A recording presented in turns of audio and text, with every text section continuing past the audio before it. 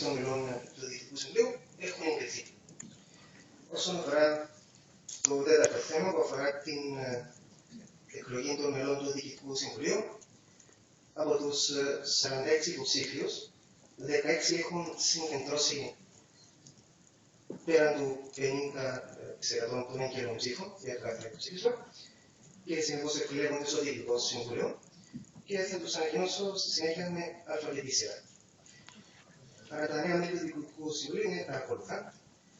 Βράχας Ξάνθος, Γιαννελής Μαρίνος, Γιαννάς Μάριος, Γιασενίδης Ανδρέας, Ζωγραφάκης Ιωάννης, Καλοχωρίδης Μάριος, Κατσαρός Κωνσταντίνος, Παπακωνσταντίνου Άδωνης, Χατζάβης Χρήστης, Χατζήπαπας Κώστας, Ανσάκοβα Αντζέλικα, Τσιτσικασβίλη Δημήτρη, Κουράζοφ Ερσχάν, Λοβέρσκι Ιγόρ και Στρασκόφσκι Βλάντιμιρ.